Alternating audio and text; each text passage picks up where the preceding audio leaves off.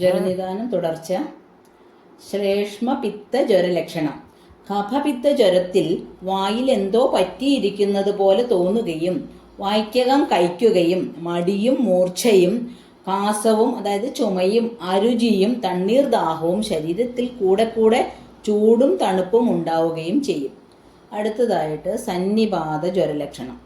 ചൂടും തണുപ്പും ഉടനുടൻ മാറി മാറി ഉണ്ടായിക്കൊണ്ടിരിക്കുകയും അസ്ഥികളിലും കൈകാൽ മുതലായ അവയവങ്ങളുടെ സന്ധികളിലും തലയ്ക്കും വേദനയും കണ്ണുകൾ നീരൊഴുക്കോടു കൂടിയും കലങ്ങിയും ചുവന്നും വളഞ്ഞും ചലനമില്ലാതെ ഇരിക്കുകയും ചെവിയിൽ വേദനയും ഇരപ്പും ഉണ്ടായിക്കൊണ്ടിരിക്കുകയും തൊണ്ടയിൽ നെല്ലിൻ്റെ ഓവ് തടഞ്ഞിരിക്കുന്നത് പോലെ തോന്നുകയും ചെയ്യും. മടിയും മൂർച്ഛയും പിച്ചു പറയുകയും കാസശ്വാസങ്ങളും അരുചിയും ഭ്രമവും തണുപ്പും പകൽ വലിയ ഉറക്കവും രാത്രി ഉറക്കമില്ലായ്കയും എപ്പോഴും ഉറക്കം ഉണ്ടായിക്കൊണ്ടിരിക്കുകയോ ഒരിക്കലും ഉറങ്ങാതിരിക്കുകയോ ചെയ്യുകയും ധാരാളം വിയർക്കുകയോ ഒട്ടും തന്നെ വിയർക്കാതിരിക്കുകയോ ചെയ്യുകയും ചെയ്യും. പാട്ട്, ആട്ടം, ചിരി തുടങ്ങിയിട്ടുള്ളതായ വികൃതികളെ പ്രവർത്തിപ്പിക്കുന്നതിൽ ഇച്ഛയുണ്ടായിരിക്കുകയും നാക്കിൽ ചൂടും ഉണുക്കും ഉണ്ടായിക്കൊണ്ടിരിക്കുകയും അവയവസന്ധികൾ അടർന്നു വീഴാൻ തുടങ്ങുന്നത് പോലെ തോന്നുകയും കഫത്തോടു കൂടിയ പിത്തരക്തം തുപ്പുകയും തലതിരിക്കുകയും തണ്ണീർദാഹവും ഉറക്കമില്ലായ്മയും നെഞ്ചിൽ വേദനയും വിയർപ്പ്, മൂത്രം, മലം ഇതുകൾ വളരെ താമസത്തിൽ അല്പാൽപമായി പ്രവർത്തിച്ചുകൊണ്ടിരിക്കുകയും ശരീരം അധികമായി മെലിയാതെ ഇരിക്കുകയും തൊണ്ടയ്ക്ക് കുറുകുറുപ്പും കറുത്തും ചുമന്നും ഇരിക്കുന്ന വട്ടപ്പിണരുകൾ ഉണ്ടാവുകയും സംസാരിക്കാൻ പാടില്ലാതിരിക്കുകയും ഞരമ്പുകളിൽ ചൂട് വർദ്ധിച്ചിരിക്കുകയും വയറ്റിൽ ഘനം ഉണ്ടാവുകയും ദോഷങ്ങൾക്ക് കാലവിളംബനം കൊണ്ട് പാകം സിദ്ധിക്കുകയും സന്നിപാത ജ്വരത്തിൻ്റെ ലക്ഷണങ്ങളായിട്ട് കാണുന്നു. ഇനി സന്നിപാത സാധ്യ അസാധ്യ ലക്ഷണം. ദോഷങ്ങൾ വളരെ കോപിച്ചും ജഠരാഗ്നി ദുർബലപ്പെട്ടും എല്ലാ ലക്ഷണങ്ങളും തികഞ്ഞും ഇരിക്കുന്ന സന്നിപാത ജ്വരം അസാധ്യമാകുന്നു. അപ്രകാരം അല്ലാതെയുള്ള സന്നിപാതം കൃച്ഛ്രസാധ്യവുമാകുന്നു. സന്നിപാതം ഉണ്ടായി 7, 10, 12 ദിവസം കഴിഞ്ഞിട്ട് വളരെ ഭയങ്കരമായി തീർന്നിട്ട് ശമിക്കുകയോ രോഗിയെ മരിപ്പിക്കുകയോ ചെയ്യും. പിത്താധികമായും കഫാധികമായും വാതാധികമായും ഉണ്ടാകുന്ന സന്നിപാതം യഥാക്രമം 10, 12, 7 ഈ ദിവസങ്ങൾ കഴിഞ്ഞാൽ രോഗിയെ മരിപ്പിക്കുകയോ ഉപേക്ഷിക്കുകയോ ചെയ്യുന്നു. 3 ദോഷങ്ങളും കോപിച്ചുണ്ടാകുന്ന ജ്വരം ധാതുമലങ്ങൾക്ക് പാകം സിദ്ധിക്കുമ്പോൾ ആശ്വാസം പ്രാപിക്കും.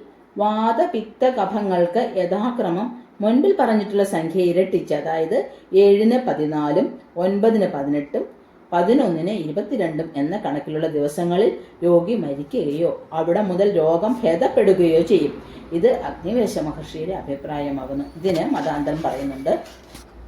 സന്നിപാത ജ്വരത്തിൻ്റെ ഒടുവിൽ കർണമൂലത്തിങ്കൽ വലിയ നീർക്കെട്ടുണ്ടായി ഇതു നിമിത്തം ചിലർ ജീവിക്കും. ഇത് ഒരു പക്ഷമാകുന്നു. ഇതിന് പക്ഷാന്തരം പറയുന്നുണ്ട്. സന്നിപാത ജ്വരത്തിന് ആദ്യ ദശയിലും മധ്യദശയിലും അവസാന ദശയിലും കർണമൂലത്തിങ്കൽ വീക്കമുണ്ടാകും. ഇതിന് ആദിയിലേത് അസാധ്യവും മധ്യത്തിലുണ്ടായാൽ കൃച്ഛ്രസാധ്യവും ഒടുവിലത്തേത് സുഖസാധ്യവുമാണെന്ന് ആയുർവേദാചാര്യന്മാരായ മഹർഷി ശ്രേഷ്ഠന്മാർ അഭിപ്രായപ്പെടുന്നുണ്ട്.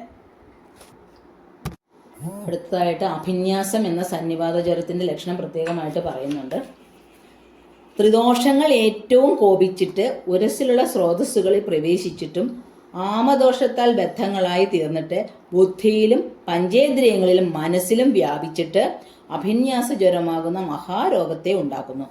അഭിന്യാസ രോഗിയുടെ കണ്ണുകൾ എപ്പോഴും അടഞ്ഞു പോവുകയും അധികം ഉറങ്ങുകയും ശരീരാവയവങ്ങൾ കൊണ്ട് യാതൊന്നും ചേഷ്ടിക്കാൻ ശക്തിയില്ലാതെ വരികയും കണ്ണിന് കാഴ്ച കുറയുകയും മൂക്കുകൊണ്ട് ഗന്ധത്തെ അറിയുന്നതിനും നാക്കുകൊണ്ട് രസത്തെ അറിയുന്നതിനും കഴിയായികയും ദേഹത്തിൽ സ്പർശിച്ചാൽ അറിഞ്ഞുകൂടായികയും ശ്രവണങ്ങൾക്ക് ശബ്ദഗ്രഹണ ശക്തി ഇല്ലായികയും തലതിരിച്ചിലും ഭക്ഷണത്തിൽ ആശയില്ലായികയും നിലവിളിക്കുകയും സ്വയമേവ ശരീരത്തെ പീഡിപ്പിക്കുകയും എണീറ്റു പോകുന്നതായി ശ്രമിക്കുകയും അല്പമായി സംസാരിക്കുകയും ചെയ്യും. സർവലക്ഷണം തികഞ്ഞ അഭിന്യാസം കഷ്ടസാധ്യമാകുന്നു. ഇനി സന്നിപാത ജ്വരത്തിൻ്റെ ഒരു 13 വിഭാഗങ്ങളെ പ്രത്യേകം പറയുന്നുണ്ട്.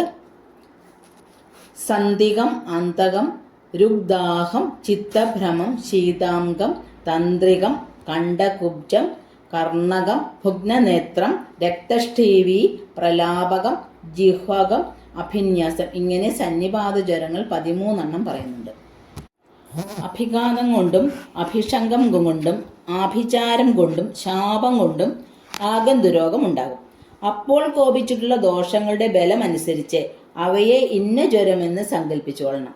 വിഷം നിമിത്തമുണ്ടാകുന്ന ആഗന്തുജ്വരത്തിന് മുഖം കരുവാളിച്ചിരിക്കുകയും അതിസാരവും ഭക്ഷണത്തിൽ അരുചിയും വെള്ളദാഹവും ദേഹം നുറുങ്ങി നോവുകയും മൂർച്ചയും ഉണ്ടാകും.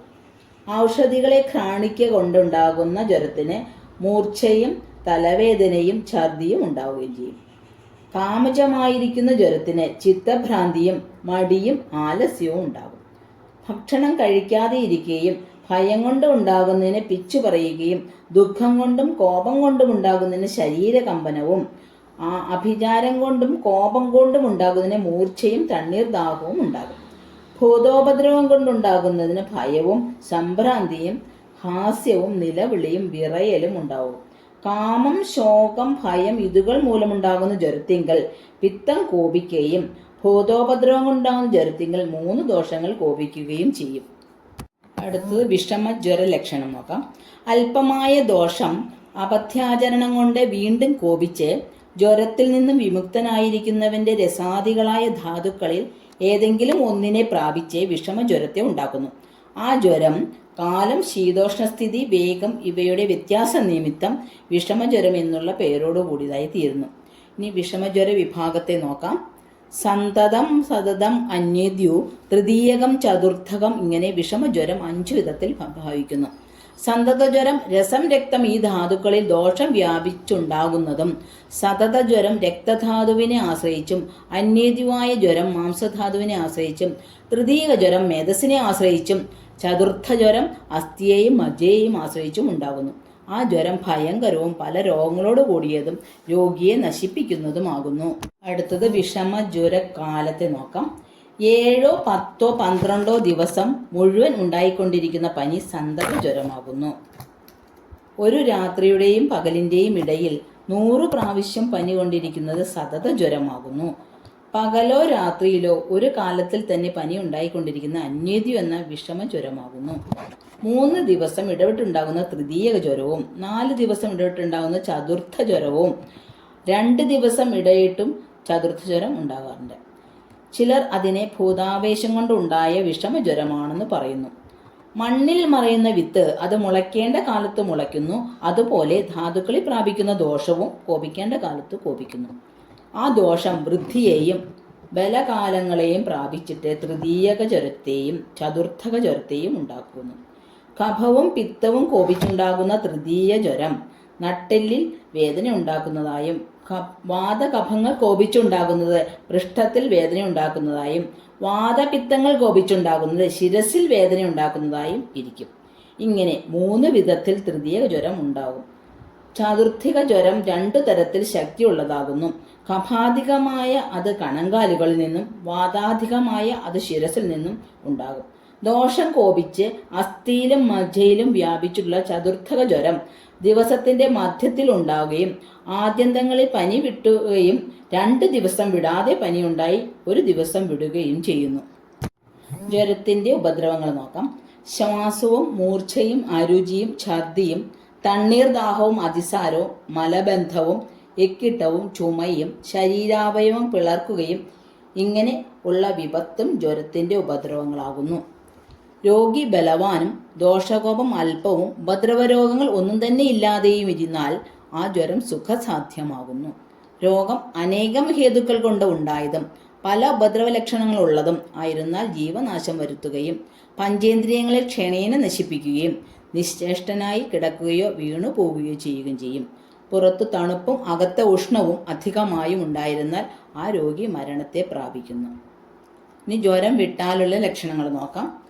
ദേഹത്തിനു ലാഘവം ഉണ്ടാവുകയും ക്ഷീണവും മൂർച്ഛയും നശിക്കുകയും മുഖത്തിന് പാകം വരികയും പഞ്ചേന്ദ്രിയങ്ങൾക്ക് അതത് വിഷയഗ്രഹണത്തിലുള്ള ശക്തി വർദ്ധിക്കുകയും ശരീരപീഡയില്ലായ്കയും വിയർക്കുകയും തുമ്മുകയും മനസ്സ് സ്വസ്ഥമാവുകയും ഭക്ഷണത്തിൽ താല്പര്യവും തലചൊറിച്ചിലും ഉണ്ടാവുകയും ചെയ്താൽ ജ്വരം വിട്ടു എന്ന് പറയണം. ജ്വരനിദാനാധികാരം എന്ന 1-ാം അധ്യായം കഴിഞ്ഞിരിക്കുന്നു.